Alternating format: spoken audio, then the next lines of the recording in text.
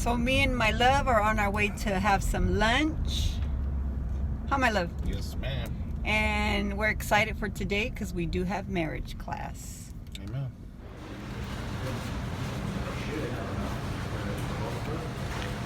These are called garbanzo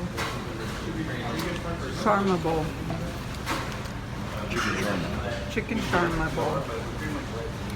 Bomb.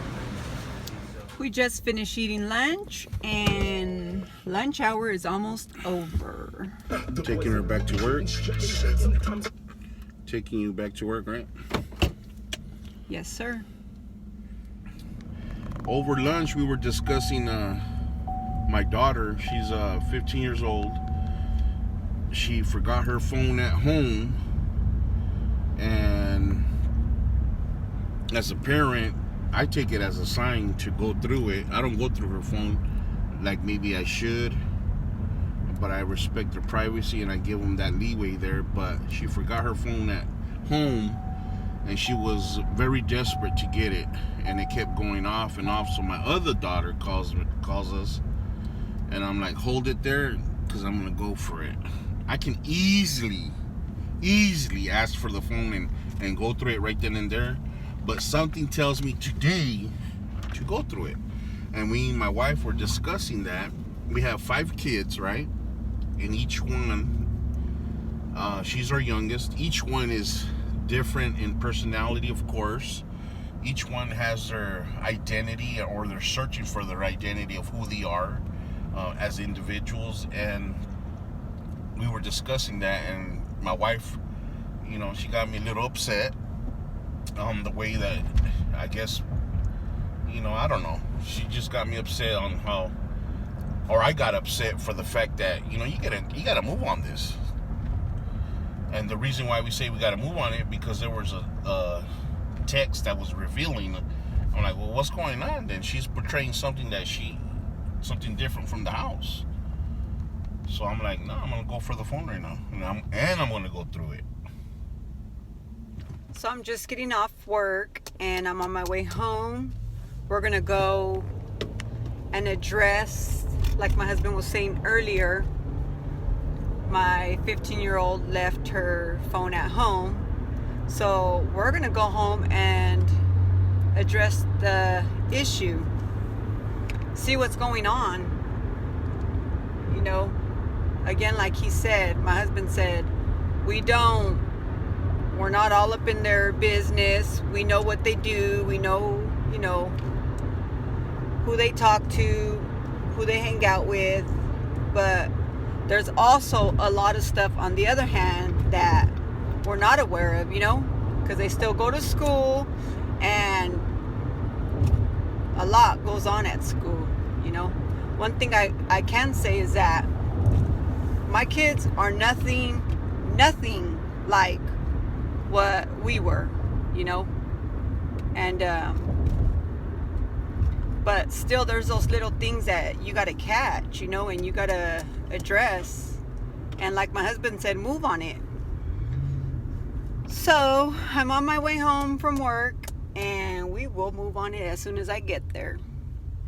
I don't know what's in the phone. I don't know what text popped up. I don't know what, but it's true, That's not who you are at home. So are you being something different at school and something different at home? Yeah, let's address it. And, as to parents, me and my husband were, like he said, parents to 5 children from ages 15 to 22. My son will actually be 22 in February, and my daughter just turned 21. And we have a 19-year-old and a 17-year-old and a 15-year-old, and they're all different, like characters, attitudes. They each have their own individual way of being. And as a parent, you got to learn how to, talk to them different. They're not all the same. You got to talk to them different. And you got to come at them a little different, because the millennium children right away, offended. They're offended, And that's one thing we always try to teach our kids is be honest, be truthful. You know, it's better that you tell us the truth than to tell a lie, you know. But yeah, so I'm on my way home. Go fix this, see what's going on. One thing we do in our family is there's values that have been installed in our family. And we do have family meetings. We do sit down. We do talk as a family. We do pray as a family. We edify each other as a family. We encourage one another as a family. And those values have been installed in us. And I thank God for them, because not saying, you know, we're raised our children perfect, or that, you know, you're walking a perfect life, but there's value in your family. There's value in your life. And one thing we do teach our girls and our boys is that honor yourself, love yourself, so that not just anybody's gonna come in and, you know, sweep you off your feet, but let them respect you. Let them love you for who you are, you know, not what you're gonna put out or what you got, but to love you for who you are. And I'm gonna share with you guys today a little bit of our marriage class, and I hope you guys like it. I hope you're encouraged in your marriage as well. And again, always try to, I'm not saying be the best parent, but always try to invest that time, that quality time, those special words, those moments with your children. You never know what they're going through. We don't know. But we do know as parents that there is peer pressures in school, and when your kids are not that, like the other kids want to make them that, there's somewhere around them always influence, whether it's good or bad, you know. So always encourage your kids to see themselves worth more than just that, you know. So yeah, I'm on my way home. Gonna go talk to my daughter. And then we're gonna eat some dinner. And again, like I said, we have marriage class today. I love marriage class. Me and my husband, we love marriage class. It has been a big investment in our marriage. And you learn a lot. You can never not learn. You know, you're always be open to learn, always something new. And we're going on 25 years. In October we'll be 25 years together.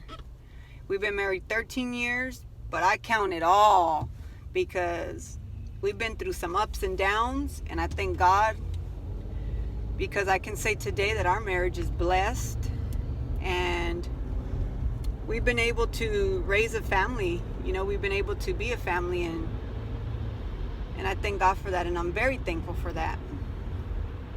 So we will see you guys. So I'm outside my house right now, and unfortunately I'm locked out because I don't have no keys. So now I gotta wait till they open the door. Ain't that something? I'll be back because I need to text someone to open the door. We're leaving Albertsons. We had to get waters for marriage class. Update on our conversation with our daughter.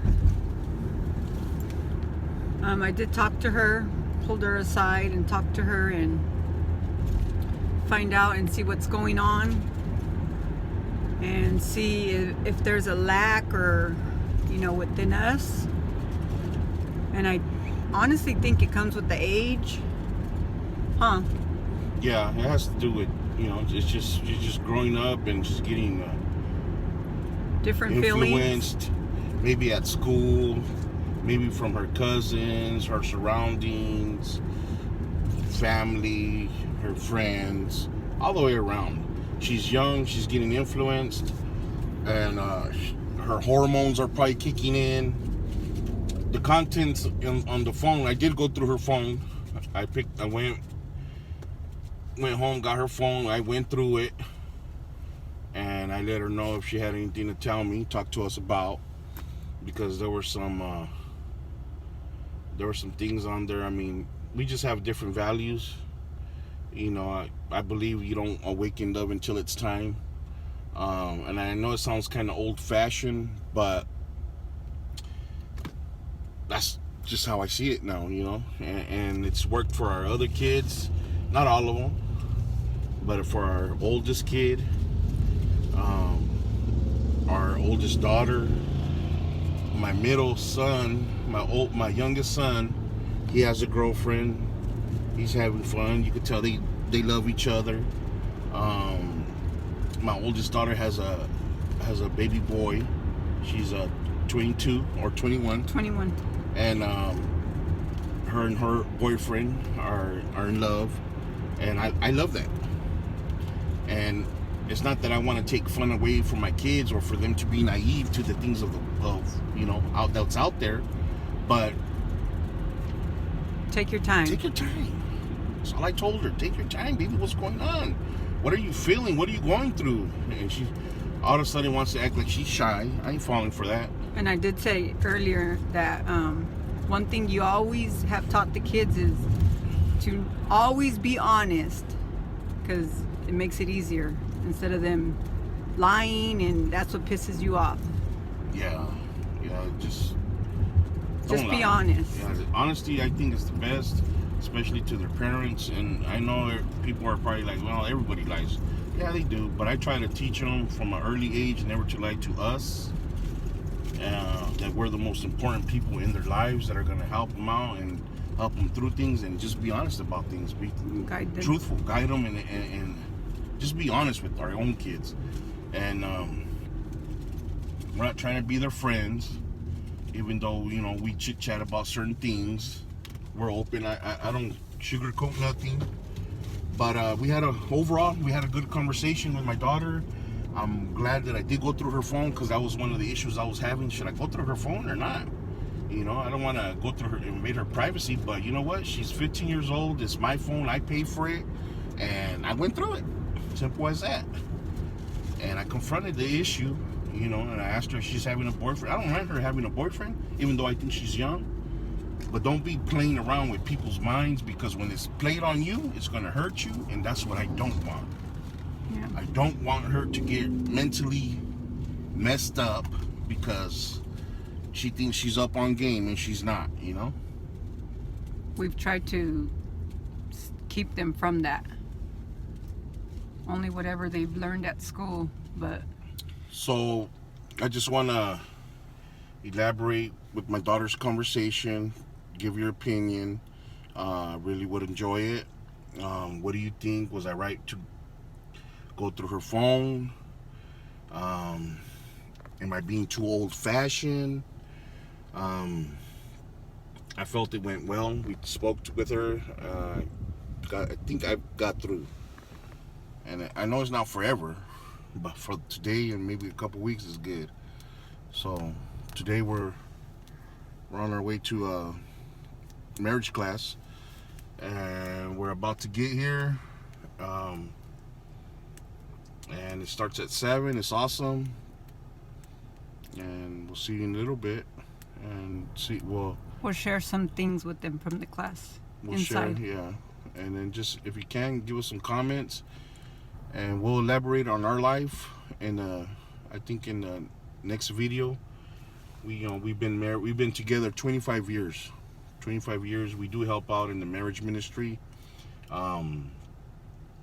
I say 12 years. Our first 12 years, we were, I was in the streets, living the street life, running amok, and all I did in those 12 years was hurt my wife. That is now her. I cheated on her. I wasn't faithful. I lived that street life, like I said, making money, doing my thing, but today I can say that, I'm grateful for these 25 years. These past 13 have been good. These past 5 have been beautiful. Awesome. And I'm just grateful, I'm grateful for these classes. Some of it's kind of corny, but if you apply some of the things, it's beautiful. It helps you through the day, helps you through certain situations. It's just tools that we use in our life to go further. I want to grow old with my wife. I love her. She doesn't complete me, but I love having her next to me. Jesus Christ completes me. But she is the most important person in my life. I love her. I love her. I'm so deeply in love with her. You know, and I'm grateful that she's hung on and stood waiting for me. It's kind of messed up though, but I was allowed to run amok and do my thing. She did her thing too though, you know. And we'll get into that in the next videos to come. Amen? We'll see you when we get back. Did I say her only? Yeah. Yeah. It's about her. It's about her. And I'm going to tell you why it's about her. Because the Bible says, he says that Jesus loved the church. He says, love your wife like I love the church. You know how much he loves the church? You know how much he loves the church? Boy, if I could just tell you, I mean, I could even probably explain a little bit of how much he loves the church. The expression of loving the church is the greatest. He invests in the church. He produces and raises up pastors and people in the church so you could have the best, so you could have protection, so you could feel like you have somebody in the church. He is a good God. He protects you. He watches over you. He puts leaders and he puts people around you to coach you, to help you, and then run you off into the field and go produce. Go make a tree. Go build another tree. I'm on my third tree. Praise God. Build the fourth tree. Keep on planting plants. Keep on cutting your trees. Pull out the weeds, stop and pull out the weeds. Sit under the apricot tree and pull out the lunch and let's have that conversation that we've been not wanting to have. Let's go ahead and talk about it. What's going on? Why are you acting this way? What's going on inside of you? And some of you have been sitting there for a little while trying to figure each other out. But the truth is, it's time for you to get up. And some of you, it's time for you to sit down right there and figure it out. Because it's very frustrating trying to plan and work. You can't see what I see. It's frustrating. So we just got out of marriage class, and let me tell you, it was good. It's always worth investing in your marriage, right, my love? Yes, ma'am. Investing in your marriage by means of going to marriage classes. If you go to church and your church offers it, it's always the best investment that you can make in your marriage. And it's only because it gives you tools of communication, tools to break down barriers, tools to deal with offense.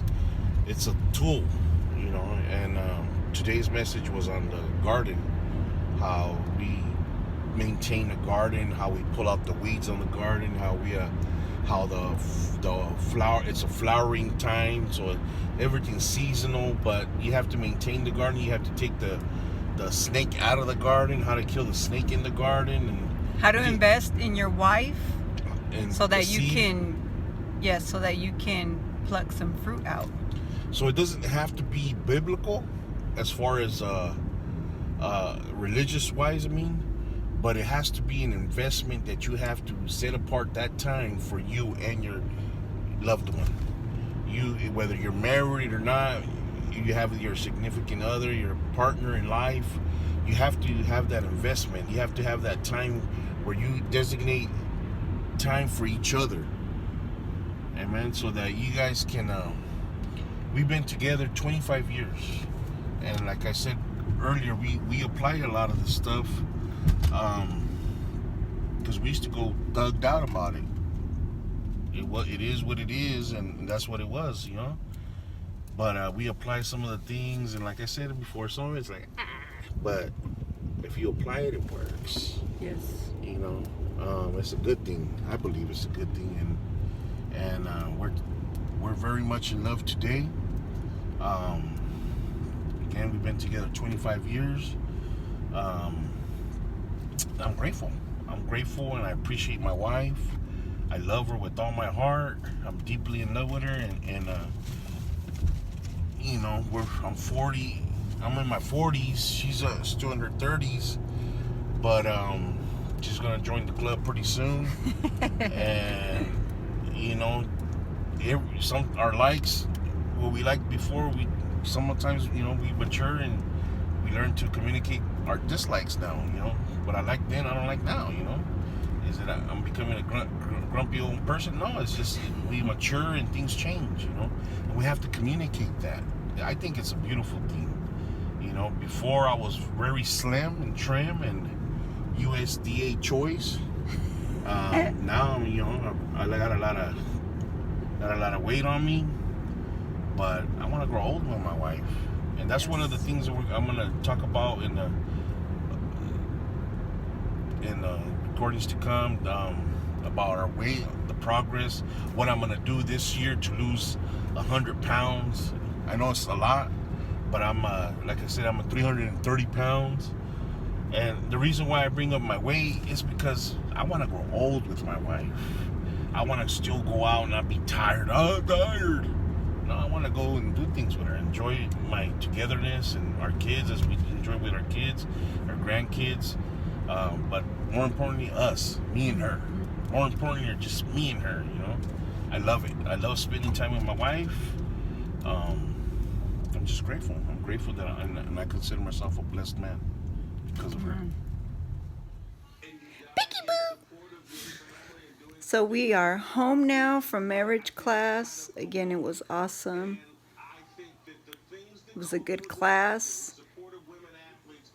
And now we're here at home with baby Malachi, my grandbaby. Picky boo!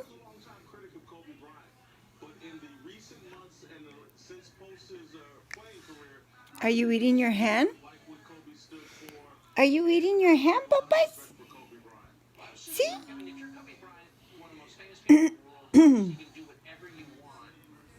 Thank you for watching. And don't forget to comment, share, like, subscribe, and hit that little bell. That way you get notified every time we post a new video. And we will see you on the next one. Say bye, Malachi. Put your hand right here, Popeyes. 1, 2, 3.